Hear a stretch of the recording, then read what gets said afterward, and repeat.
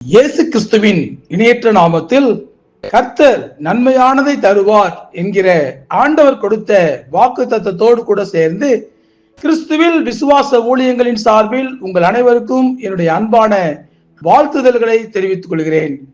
இன்றைய நாளுக்கான golden apple நீதிமொழிகள் 25ஆம் அதிகாரம் 11ஆம் வசனம்.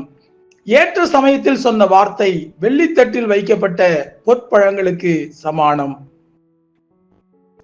இயேசு கிறிஸ்துவின் இணையற்ற நாமத்தில் கோல்டன் ஆப்பிள் வாசகர்கள் அனைவருக்கும் என்னுடைய வாழ்த்துதல்களை தெரிவித்துக் கொள்கிறேன். ஆண்டவருடைய சித்தத்தின்படி கோல்டன் ஆப்பிள் செய்திகளை இனிமேல் யூடியூபில் தான் கேட்க போகிறீர்கள். தொடர்ந்து இந்த செய்திகள் வெளிவர ஆண்டவர் எனக்கு கிருபை பாராட்டும்படியாக ஜெபித்துக் கொள்ளுங்கள். பலர் என்னிடம் கோல்டன் ஆப்பிள் என்றால் என்ன என்று கேட்டிருக்கிறீர்கள். இது பரிசுத்த வேதாகமத்தில் உள்ள நீதிமொழிகள் புத்தகத்திலிருந்து எடுக்கப்பட்ட வார்த்தைகள் தான். பொற்பழங்கள் என்று சொல்லப்பட்ட தமிழ் வார்த்தையின் ஆங்கில மொழியாக்கமே கோல்டன் ஆப்பிள் என்பதாகும். தேவைப்படும் நபர்களுக்கு சரியான சமயத்தில் சொல்லப்படுகின்ற சரியான வார்த்தைகளை ஏற்ற சமயத்தில் சொன்ன நல்ல வார்த்தைகள் என்று சாலமோன் ஞானி குறிப்பிடுகிறார். அது மட்டுமல்ல, அப்படிப்பட்ட வார்த்தைகள் வெள்ளித்தட்டில் வைக்கப்பட்ட பொற்பழங்களுக்கு சமானம் என்று பொன்னுக்கு இணையாக உயர்த்தி மதிப்பிடுகிறார். சாதாரண பழத்துக்கும் தங்கத்தால் செய்யப்பட்ட பழத்துக்கும் என்ன வித்தியாசம் என்பது நமக்கு தெரியும். தங்கத்திற்கு அவ்வளவு மதிப்புண்டு.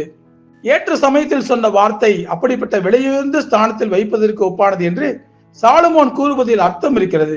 கிருபை உள்ள ஒரு வார்த்தை நாம் போகிற பாதையை எளிதாக மாற்றக்கூடும். சந்தோஷமான ஒரு வார்த்தை ஒரு நாளையே வெளிச்சமாக மாற்றக்கூடும். அன்புள்ள ஒரு வார்த்தை நம்முடைய மனதிற்கு சுகத்தையும் ஆசீர்வாதத்தையும் அளிக்கக்கூடும். அதுபோல ஏற்ற சமயத்தில் சொல்லப்பட்ட ஒரு வார்த்தை நம்முடைய பாரத்தையே வெகுவாக குறைக்கக்கூடும். இளைப்படைந்தவனுக்கு சமயத்துக்கு ஏற்ற வார்த்தை சொல்ல நான் அறியும்படிக்கு ஆண்டவர் எனக்கு கல்விமானின் நாவை தந்தறினார் என்று ஏசாயா தீர்க்கதரிசன புஸ்தகத்தில் வாசிக்கிறோம். நம் ஆண்டவராகிய இயேசு கிறிஸ்துவுக்கு அப்படிப்பட்ட கல்விமானின் நாவு இருந்தது. அவருடைய வாயிலிருந்து கிருபையுள்ள வார்த்தைகள் புறப்பட்டன. இயேசு கிறிஸ்து பேசுவது போல ஒருவனும் ஒரு காலம் பேசினதில்லை என்று எல்லோரும் ஆச்சரியப்பட்டார்கள். இன்றைக்கு அநேக தேவ பிள்ளைகள் தாங்கள் என்ன பேச வேண்டும் என்பதை அறிந்திருக்கிறார்கள். ஆனால் எப்படி பேச வேண்டும் என்பதுதான் பலருக்கு தெரியவில்லை. அன்பான காரியங்களை, ஆறுதல் படுத்தக்கூடிய காரியங்களை, தைரியப்படுத்தக்கூடிய காரியங்களை கடினமான தோரணையில் பேசினால் அது மற்றவர்கள் மனதில் கசப்பையே ஏற்படுத்தக்கூடும். பொறுப்பில்லாத வார்த்தைகளை பொறுப்பாக நடந்து கொள்ள வேண்டிய இடங்களில் தேவையின்றி பேசினால் அது சண்டையை கிளப்பிவிடக்கூடும். பேசக்கூடாத இடங்களில் பேசக்கூடாத விஷயங்களை பேசிவிட்டால் அவைகள் நம் வாழ்க்கையை பாழாக்கி விடக்கூடும். பொன்னால் செய்யப்பட்ட பொற்பழங்களுக்கு எப்படி மிகுந்த மதிப்பு உண்டோ அதுபோல் நம்முடைய வாயிலிருந்து புறப்படுகிற வார்த்தைகளும் மதிப்புள்ளதாக இருக்க வேண்டும். அவைகள் மற்றவர்கள் மனதை ஆறுதல் படுத்த வேண்டும், எவ்விதத்திலும் காயப்படுத்தக்கூடாது. ஆண்டவருடைய வாயிலிருந்து புறப்பட்ட ஒவ்வொரு வார்த்தைகளும் அநேகருக்கு ஆறுதலை கொடுத்தன. அவைகள் தான் பரிசுத்த ஆவியானவர் மூலமாக பரிசுத்த வேதாகமத்தில் எழுதப்பட்டுள்ளன. அப்படிப்பட்ட விசேஷித்த பைபிள் வார்த்தைகளை எடுத்து மற்றவரிடத்திலே பகிர்ந்து கொள்ளும் போது அவைகள் பொற்பழங்களை விட விலை மதிப்புள்ளதாக, சக்தி வாய்ந்ததாக ஒருவருடைய வாழ்க்கையில் மிகப்பெரிய மாற்றத்தை கொண்டு வரும். அந்த கோல்டன் ஆப்பிள் என்று சொல்லப்படுகிற பொற்பழங்களை எடுத்து பைபிளில் இருந்து நீங்களும் ஒவ்வொருவருக்கும் சொல்லுங்கள்.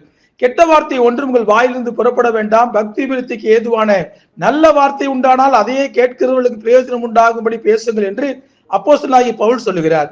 ஆகவே துயரத்தில் இருப்பவர்களை நோக்கி ஆறுதல் அளிக்கக்கூடிய வார்த்தைகளையும் அன்பான வார்த்தைகளையும் பேசுங்கள். அவைகள் பொற்பழங்களுக்கு சமானமானவை. கர்த்தர் நன்மையானதை தருவார். ஆண்டவருடைய கிருபை உங்கள் அனைவரோடும் கூட இப்பொழுதும் எப்பொழுதும் சதா காலமும் இருப்பதாக. ஆமேன்.